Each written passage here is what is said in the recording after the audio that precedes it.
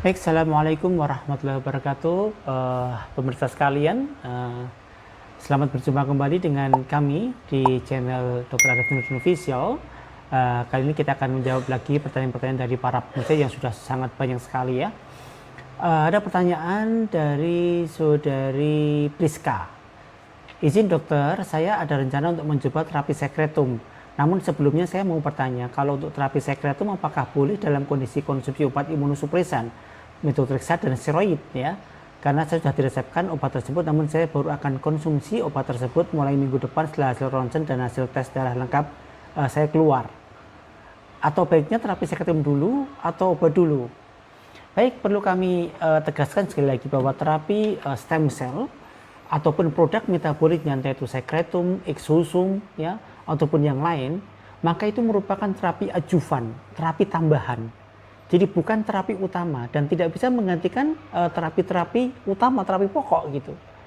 Jadi kalau pasien-pasien dengan autoimun, maka tetap harus mengkonsumsi obat-obatan autoimunnya, imunosupresan, steroidnya sesuai dengan advice daripada dokter yang meresepkan gitu. Setelah itu baru kemudian ditambah dengan terapi sekretum. Jadi tidak ada masalah bersamaan, bahkan saya anjurkan bersamaan gitu. Jangan kok sekretum saja ataupun terapi imunosupresan saja gitu. Maka dia akan berjalan bersama-sama, maka ini akan menghasilkan hasil yang lebih baik. Penelitian kami yang sudah publish ya, kami melakukan penelitian pada pasien SLE ya, yang ini merupakan penelitian RCT double blind, jadi randomized clinical trial double blind ini merupakan sebuah penelitian yang sudah cukup valid ya. Itu kami berikan pasien-pasien autoimun dengan obat-obatan imunosupresan dan steroidnya dan kemudian ditambah dengan sekretum itu, dan hasilnya sangat baik.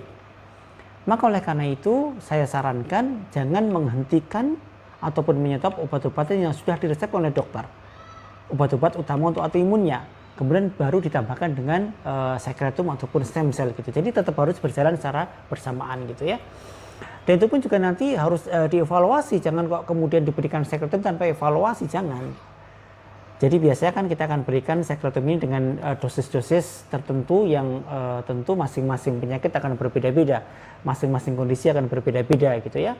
Kemudian ada initial dose, ada maintenance dose, ada dosis pendahuluan dan dosis maintenance pemeliharaan gitu ya. Dan nanti setelah initial dose, ya, dosis pendahuluan, kita akan evaluasi efeknya baik atau tidak nih.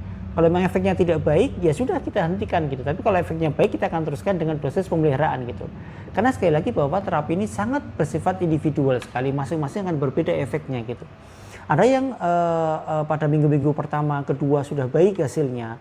Ada yang setelah 6 minggu baru baik misalnya. Ada yang setelah sekian bulan baru baik. Maka ini tentu harus kita sadari bersama bahwa ini tidak bisa disamakan antara satu pasien dengan pasien yang lain. Maka kepada Ibu Priska, saya sarankan silahkan dikonsumsi obat-obatan untuk autoimunnya sembari diberikan terapi sekretum gitu ya. Kemudian hasil laboratorium pun juga dipastikan dulu diagnosisnya, jangan-jangan bukan autoimun ya. Maka pastikan dulu diagnosisnya, maka tunggu hasil laboratoriumnya keluar.